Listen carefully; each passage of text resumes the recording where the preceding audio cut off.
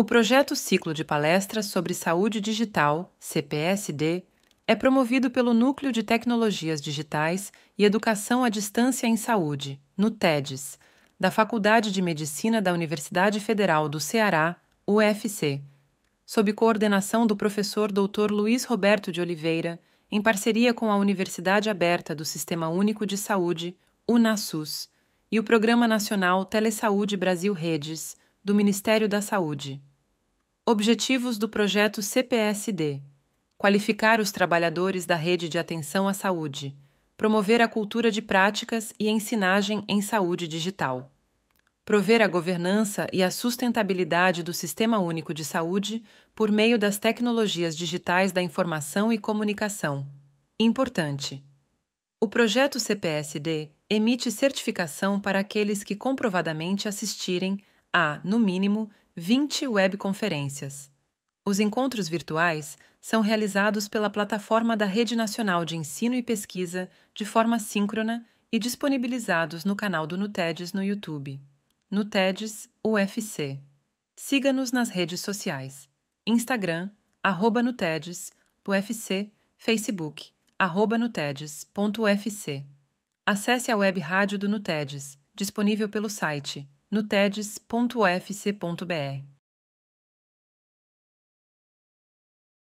Bom dia, boa tarde, boa noite a todas as pessoas que estão lá aí do lado de lá, né? Tentando acompanhar aqui o nosso ciclo de palestras de saúde digital, que é um projeto de extensão do Núcleo de Tecnologias, né, Educação Digitais, né, e Educação à Distância, da Faculdade de Medicina da Universidade Federal do Ceará. Esse projeto ele é parceria com um programa do Ministério da Saúde, o Telesaúde Brasil Redes, e que a gente espera, né, auxiliar a qualificação desse braço armado, né, que são os profissionais de saúde, nas regiões mais longínquas que estiverem em formato de educação permanente digital, né, em saúde. E a gente conta hoje com a presença aqui maravilhosa da doutora Carolina Feijó. Ela vai falar um pouquinho para nós aqui da incontinência urinária do idoso, também reconhecimento, né, dos red flags para a urosepsis. E assim, a gente espera dessa forma, qualificando a mão de obra, né, armada, também melhorar a sustentabilidade e a governança do Sistema Único de Saúde. Então, assim, a fala dela, apesar de ser super especialista, uma geriatra renomada, ela vai falar numa linguagem bem fácil, bem simples, direta, objetiva, para o coleguinha que está aí na ponta. Tá bem, gente? Então, nós estamos muito felizes, muito gratos, doutora Carolina, para só ter tirado um tempinho aí da sua casa, da sua vida profissional, para estar aqui conosco, nos ajudando e auxiliando, né, na viabilidade desse projeto. Nós temos como equipe técnica o Diego, e ele vai nos ajudar também, né, nessa parte da gravação, da edição e da colocação no canal oficial do YouTube, do NUTEDES, né?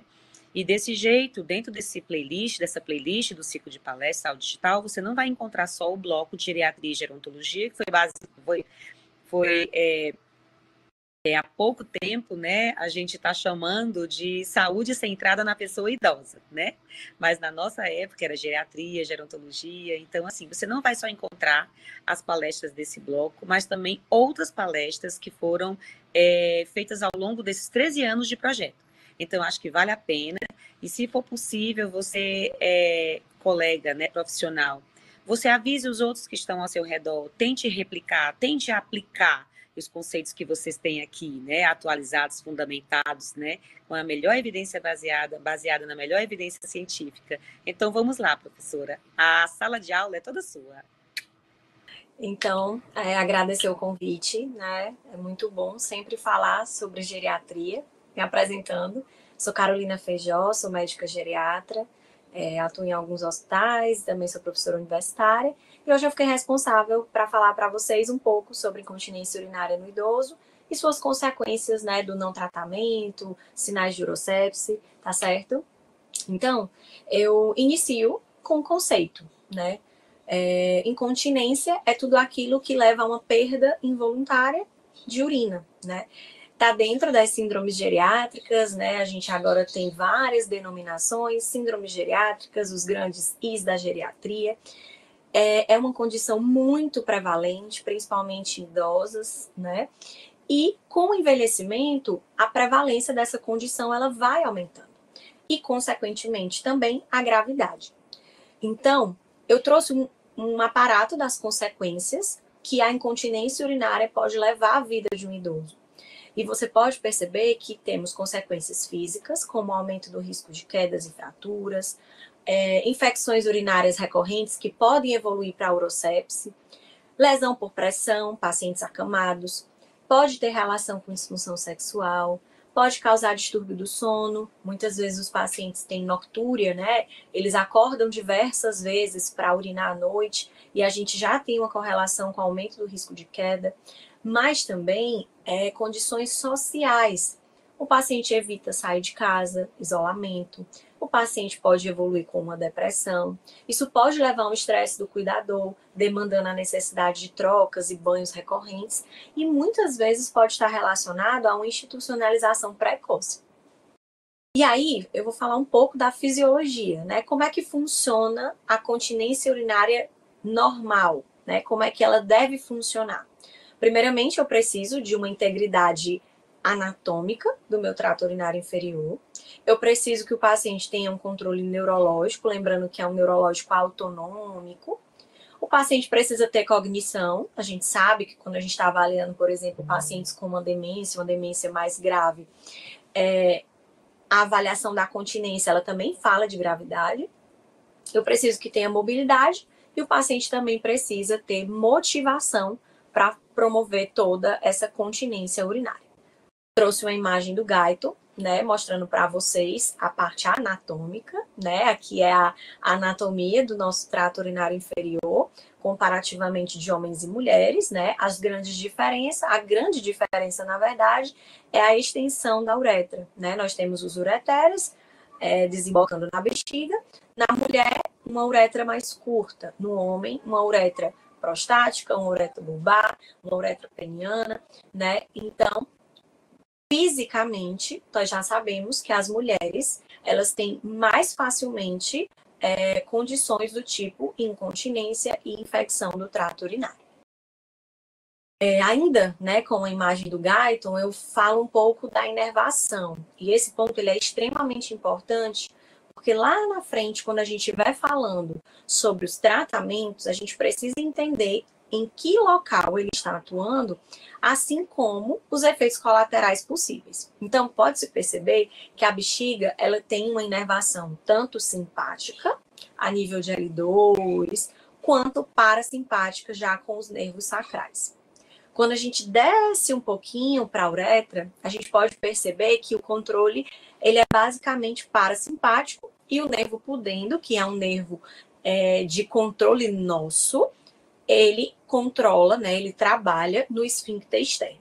Então, para o funcionamento correto, né, para a bexiga funcionar corretamente, a gente depende dessa inervação também preservada.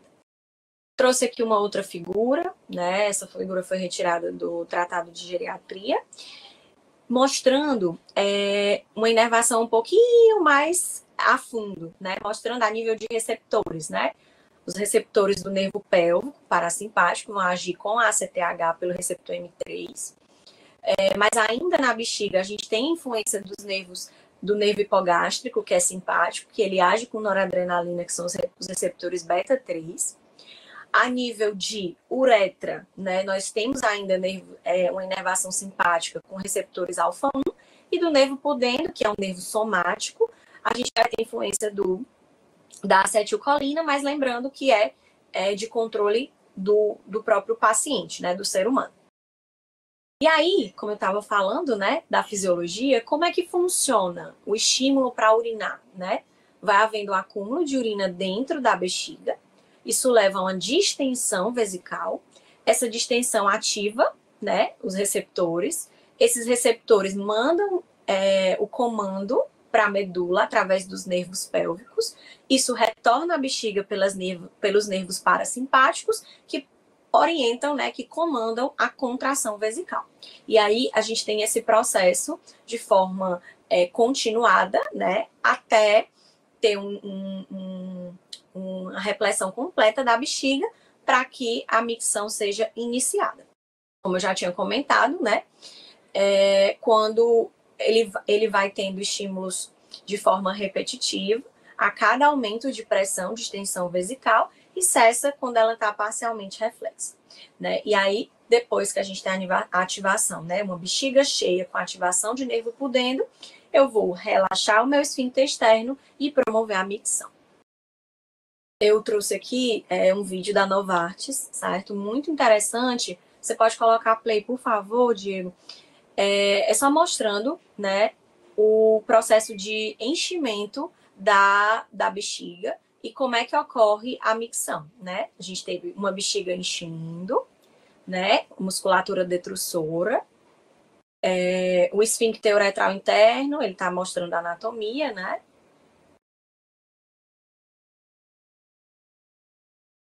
E ele vai demonstrando que à medida que a bexiga vai enchendo, a urina vai se acumulando na bexiga, a bexiga vai distendendo, né? E fazendo todo aquele estímulo que eu comentei para promover a abertura do esfíncter externo e a micção ocorrer, né?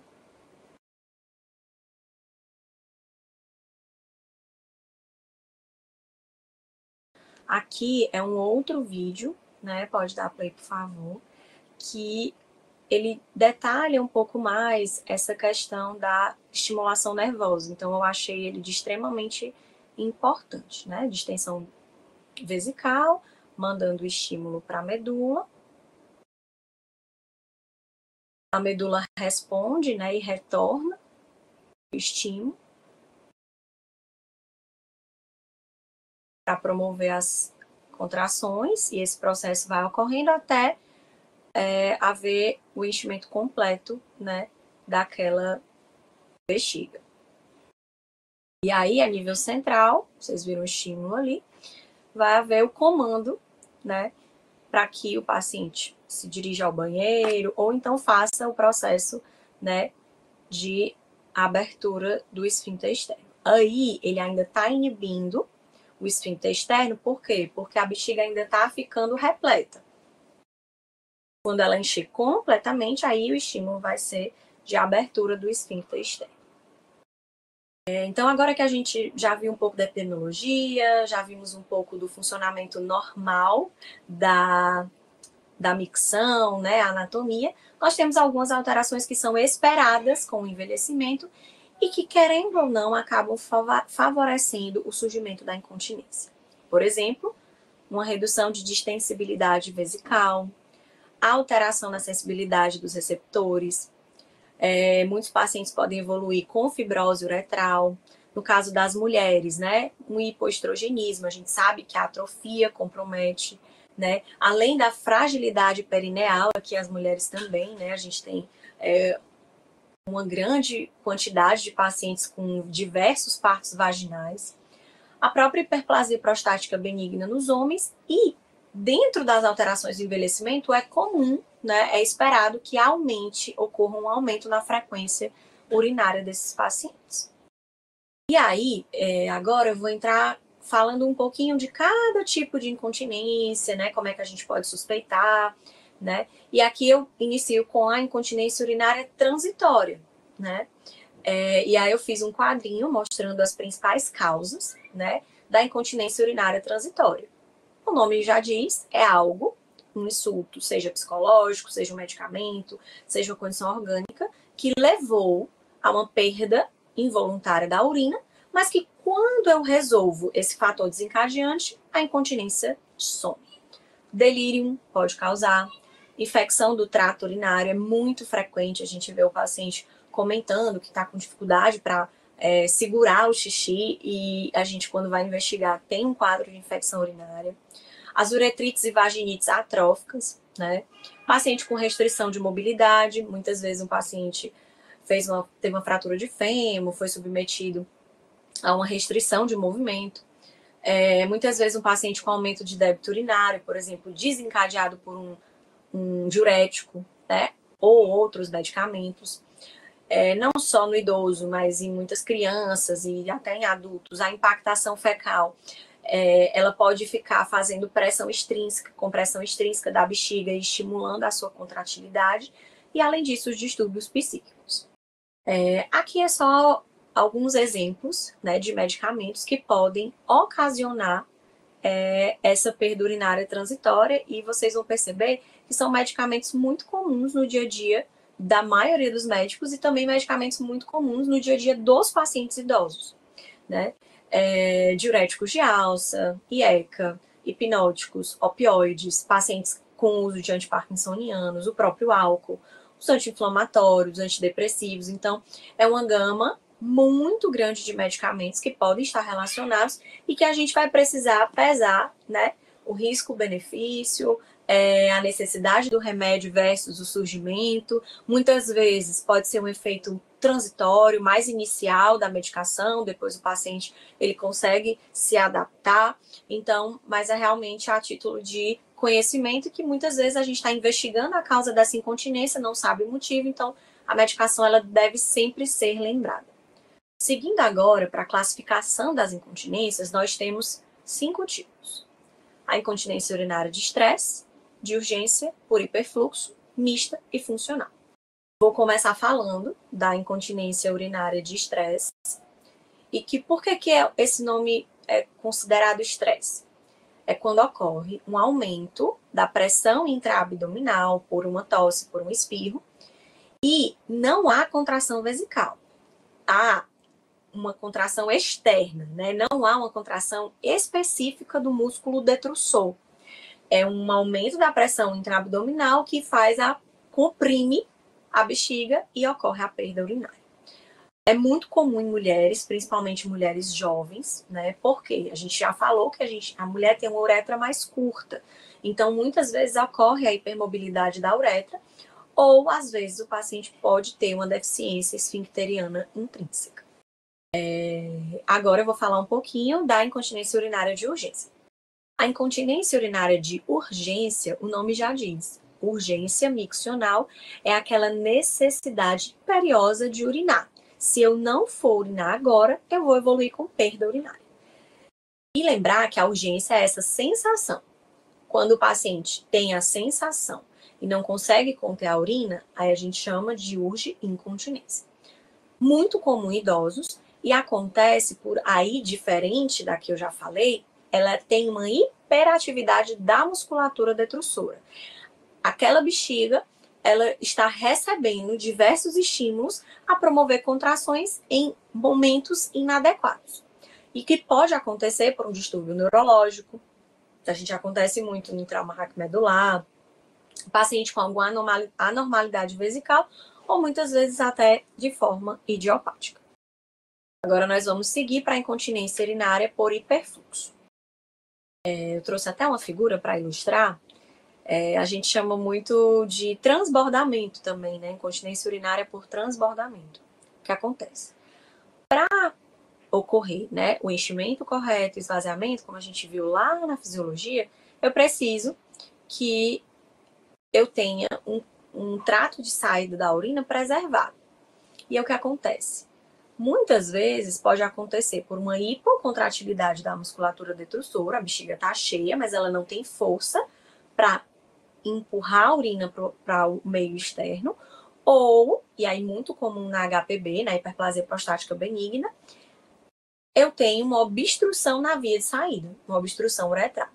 Nas mulheres é comum casos de distopias genitais, né? Uma cistocele, uma retocele, e aí eu tenho duas condições que podem levar a uma incontinência por hiperfluxo. Por que eu digo hiperfluxo? Porque a bexiga está cheia e é como se eu tivesse uma perda paradoxal, certo?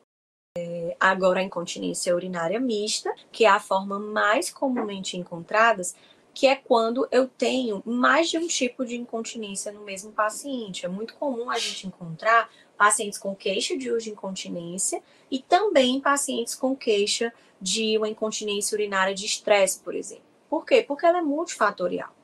Então, é a principal causa, né? A gente não pode pensar somente em uma forma. Tanto que eu sempre sugiro, quando a gente vai questionar um paciente sobre incontinência, como é que ocorre? Se ele tem essa sensação de dificuldade para iniciar a micção, por exemplo, se é um paciente que tem urgência, se é um paciente que tem tosse, que quando tem tosse, espirro, perde urina, e aí a gente vai conseguir caracterizar melhor quais tipos ou qual aquele paciente tem para que a gente possa conduzir da maneira correta. E agora a gente vai para o último tipo, né, a última classificação de incontinência urinária, que é a funcional. E por que o nome dela é funcional? Porque ela geralmente ela decorre de um problema cognitivo ou psíquico ou uma limitação física. Por exemplo, pacientes acamados, pacientes demenciados, né, que a gente já tinha comentado, que um dos graus de avaliação da gravidade da demência é a perda da capacidade de conter urina e fezes.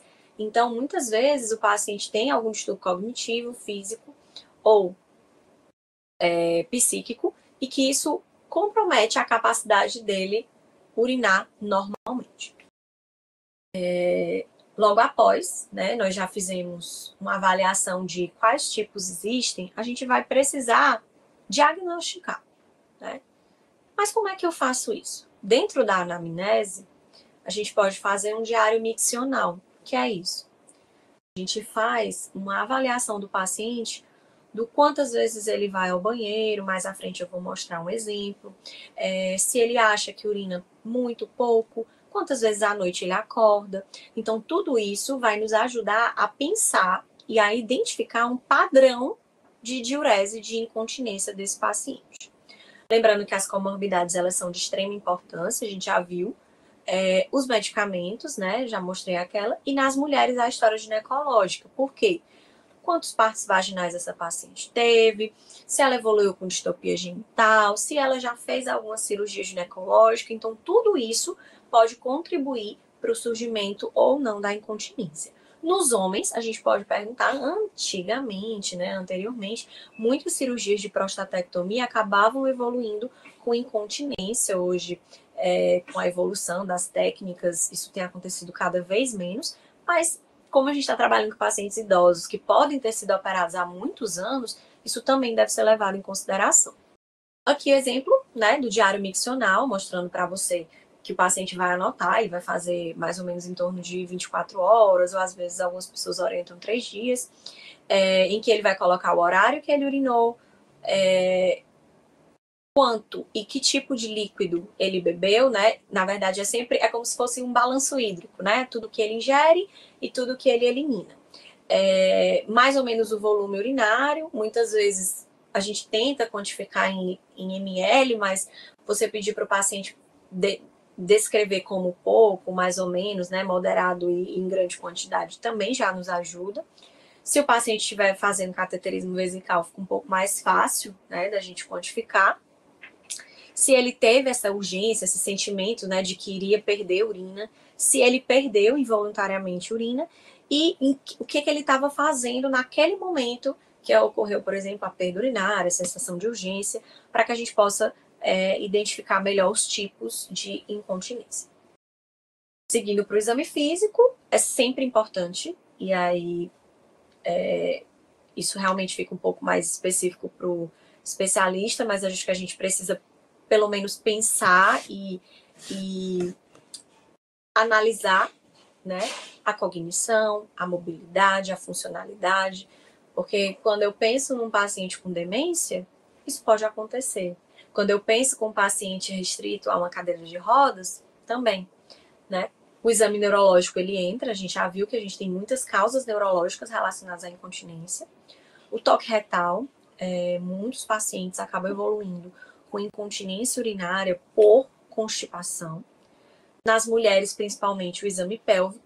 E o teste de estresse, muitas vezes a gente faz com as mulheres, né? A gente pede para o paciente, não só com as mulheres, mas principalmente, a gente pede para o paciente fazer uma manobra de Valsalva e a gente vai avaliar se ocorreu ou não uma perda, né, involuntária de urina.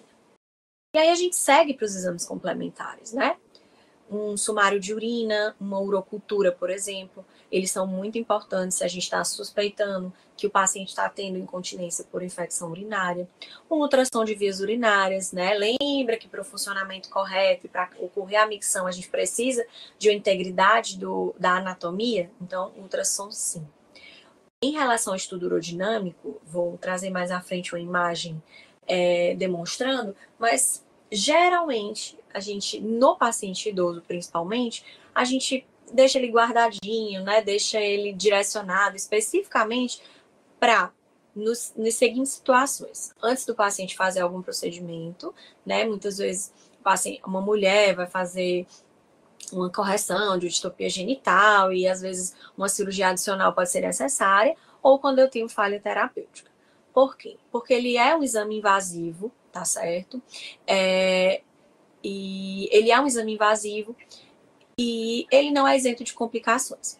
Essa imagem só mostrando uma sugestão, porque quando você pedir ultrassom, é importante que a gente sempre veja o resíduo pós-miccional. Muitos pacientes, né, com aquelas bexigas neurogênicas, com bexiga de esforço, eles fazem esse resíduo pós-miccional e isso pode se tornar um meio de cultura para perpetuar infecções.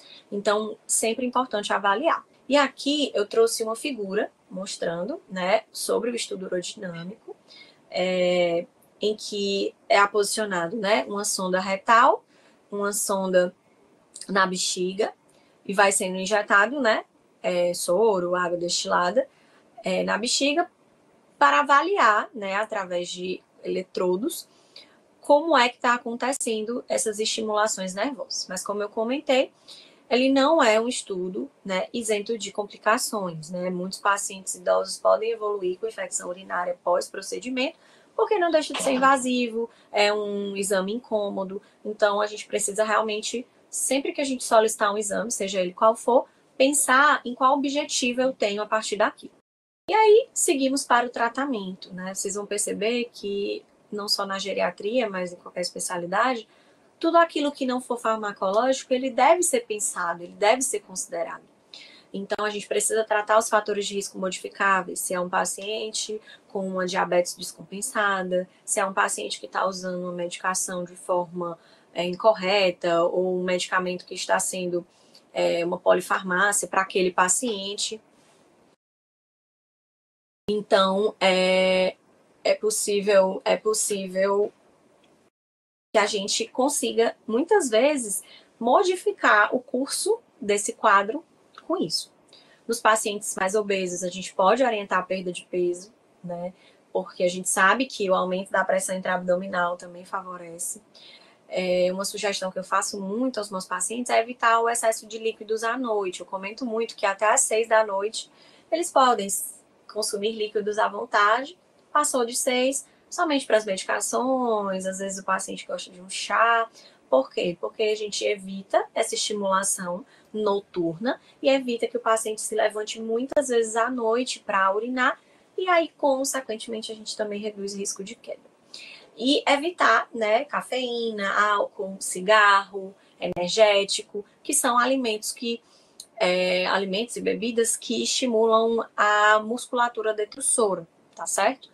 Ainda no tratamento não farmacológico, o fortalecimento da musculatura pélvica é algo extremamente importante. Por quê? Ele é um dos pilares do tratamento comportamental, ele serve para alguns tipos de incontinência, né, principalmente incontinência de estresse, de urgência ou mista. E aqui é uma sugestão, né, de exercícios de Kegel, em que o paciente vai fazendo contrações do esfíncter e ele mantém essa contração por alguns segundos, relaxa, mantém, relaxa. Muitas pacientes, quando vão ao ginecologista, que trazem essa queixa, sempre são orientadas. Mas ainda dentro do tratamento de fortalecimento de musculatura pélvica, tratamento não farmacológico, a gente tem o biofeedback.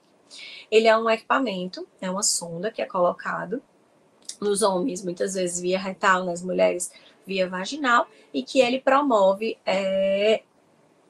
ele é colocado um sensor que vai mandar sinais, né, para a musculatura pélvica, e isso promove não deixa de favorecer um fortalecimento daquela musculatura.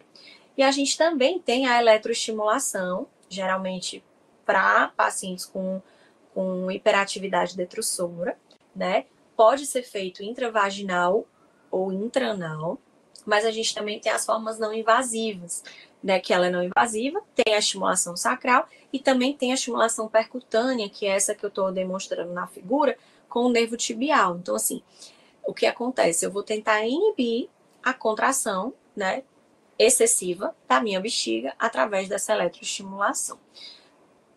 Os tratamentos de fisioterapia, né, essas atividades de eletroestimulação, biofeedback, fortalecimento de musculatura pélvica, ela está toda dentro do escopo da fisioterapia pélvica. Hoje em dia a gente tem uma valorização dessa especialidade. São resultados muito promissores e muitas vezes o paciente ele nem precisa seguir para o tratamento farmacológico para ter uma boa resposta à resolução da incontinência. E a gente também pode fazer o treinamento vesical. O que é isso?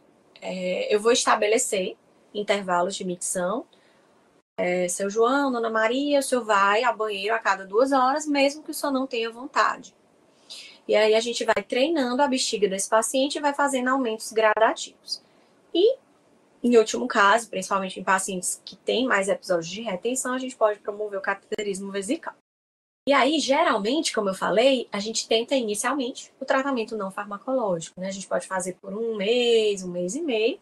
Eu preciso avaliar, né, a adesão terapêutica, porque não adianta eu prescrever e o paciente não fazer. E aí, se ele fez adequadamente, mas ainda assim eu tive uma resposta inadequada, aí sim eu vou partir para o tratamento farmacológico. E aí, dentro do tratamento farmacológico... Isso é o que eu encontrei. Desculpa. Ainda dentro do tratamento, né, seguindo para o tratamento farmacológico, eu vou iniciar com a incontinência de urgência, né, aquela que a gente comentou. E um dos bases do tratamento são os antimuscarínicos. A oxibutinina é um exemplo. Ela tem ação sobre o canal de cálcio, ela também tem ação anestésica local e ação antistamínica. Diferentemente das outras classes dos antimuscarínicos, né, solifenacina, tolterodina e darifenacina. No entanto, a oxibutinina é o que a gente tem disponível no SUS hoje em dia, só que para idosos mais frágeis a gente não deve utilizar, porque ele tem ação anticolinética, então a gente pode aumentar o risco de queda. E, obviamente, naqueles pacientes que utilizam inibidor de acetilcolinesterase, então eu vou estar fazendo efeitos contrários. Ainda na incontinência de urgência, eu posso utilizar um agonista beta-adrenérgico, né, que é um miorrelaxante. Ele tem uma ação mais localizada, com menos efeitos colaterais, né? O que nós temos hoje em dia é a mirabegrona. A gente geralmente começa com 25, 50 miligramas dia. É uma medicação excelente, porém tem uma limitação de custo ainda, porque nós só temos uma formulação e ela custa em torno de R$200, R$250 por mês, e isso acaba sendo um fator limitante. Nós também temos a propiverina, que tem ação antimuscarínica, mas também com bloqueio de canal de cálcio, mas ela ainda não está disponível no Brasil, e em alguns pacientes a gente pode tentar fazer a toxina botulínica. Já seguindo para a incontinência por hiperfluxo, lembra? Ou eu tenho uma hipocontratilidade detrusora, ou eu tenho uma obstrução do canal de saída, e aí esse aqui realmente, vocês vão perceber que é muito tratamento do paciente com HPB, a gente vai utilizar antagonistas alfa-adrenérgicos. Lembra que o receptor alfa, ele tem ação lá na uretra? Perfeito. E aí de exemplos, a gente tem doxazosina, terazosina, tansulosina. Lembrando que como ele tem receptor alfa, esses pacientes podem evoluir com hipotensão, então a gente precisa ficar de olho, a gente precisa avisar o paciente, e muitas vezes a gente faz associação com o inibidor da 5-alfa-redutase, né, que é a finasterida ou a dutasterida. Nas mulheres, né, na incontinência de estresse, a gente pode utilizar estrogênio tópico, né, muitas vezes a paciente ela tem incontinência relacionada à atrofia vaginal, lembrando que tem que ser orientado o uso do estrógeno, né? Pacientes com história de câncer de mama pessoal, alguns mastologistas, ginecologistas tendem a não utilizar. Pacientes com história familiar, apesar dos estudos não dizerem que pode aumentar o risco, mas tem muitos profissionais que evitam. E a gente também tem a duloxetina, né? Que ele é um dual, mas que ele aí estimula o nervo pudendo, né, aumentando a contratilidade do esfíncter uretral, e aí ele consegue organizar melhor o funcionamento da incontinência, no caso da incontinência urinária de estresse. E a sugestão de tratamento é de 30 a 60 miligramas, né? A gente às vezes utiliza duloxetina doses bem mais altas, mas para outras finalidades. Aqui mostrando o tratamento cirúrgico da incontinência urinária de estresse, né? Que é o famoso sling, né? Mostrei aqui que ele pode ser feito tanto nas mulheres quanto nos homens, tá? É realmente uma figura para demonstrar para vocês, porque muitas vezes a gente acaba pensando que o tratamento ele só cabe para a mulher, cirúrgico de sling, e não, ele também se aplica aos homens, tá? E para fechar, né, não posso esquecer de falar para vocês que é uma condição prevalente que afeta a qualidade de vida do paciente, né? A gente viu que tem consequências não só sociais, mas também físicas, psíquicas. Como eu comentei, muitas vezes esses pacientes eles acabam evoluindo com infecções urinárias de repetição. Lembra que eu comentei sobre a questão do resíduo pós-miccional? E essas infecções urinárias de repetição, elas podem acabar evoluindo, né, com a urosepse. E aquilo que muitas vezes era uma incontinência passa a ser uma retenção vesical. Aquele paciente que tinha uma poliúria, né, urinava várias vezes, na verdade, uma polaciúria, ele passa a urinar menos. Então, a gente precisa também ficar alerta nessas situações, né, que podem demonstrar para a gente urosepse. Lembrar de sempre questionar a respeito da incontinência durante a avaliação. Muitas vezes o paciente ele tem vergonha de falar daquilo. Ele vem te procura porque teve uma internação recente, por uma infecção urinária, já vem com culturas com germes multiresistentes, mas ele não comenta da incontinência. Ele é um paciente que já esteve grave em UTI, precisou ser entubado por uma urosepse, mas ele não comenta que precisa utilizar fralda, ele não comenta que ele perde urina, então a gente precisa perguntar ativamente. E ressaltar mais uma vez que a gente pode sim ter bons resultados com medidas comportamentais, né? A gente pode melhorar a qualidade de vida daquele paciente com medidas comportamentais. Obviamente, se não for suficiente, a gente pode fazer uso, né, das medidas farmacológicas ou até mesmo cirúrgicas, e assim a gente vai melhorar a qualidade de vida, a gente vai evitar internamentos, vai evitar o uso de antibióticos e consequências mais graves, até mesmo óbito, né? A gente sabe que a urosepse é uma condição muito grave para o paciente idoso e pode sim levar ao óbito. Aqui estão minhas referências, né? Eu utilizei o Tratado de Geriatria e Gerontologia, o Hazard, que é o tratado americano, e um livro de uroginecologia. Muito obrigada, espero que tenham gostado e qualquer dúvida eu estou à disposição. Sim, que coisa linda. E esse término aí, gente, é tudo que a gente quer, né? Tipo, app, que coisa boa. Mas assim, eu espero que os meus colegas, né, assim, de mil Brasis, onde moram, de onde estejam, né? Tantos colegas, assim, é uma webconf que é não só para a PS, mas para o grupo também da UPA, né? E o grupo também das regulações, que às vezes esses pacientes com urosepsis rebaixam e até se simulam, não é nem assim, mais uma piora da demienciação, ou então alguma coisa a respeito de nível central, né? Então, assim, a gente tem que aprender que, como a Carolzinha falou, não tem só a demência, e a demência ela pode vir associada com outros comprometimentos, inclusive orgânicos, outros orgânicos, né, Carolzinha? Outros transtornos de humor. Então, assim, é uma aula que a gente vê que é integrada, gente. Não é que a senhora vai falar um pouquinho mais da incontinência urinária e precisava desses pontos red flags do reconhecimento da urosepsis, mas é um acompanhamento integral, né?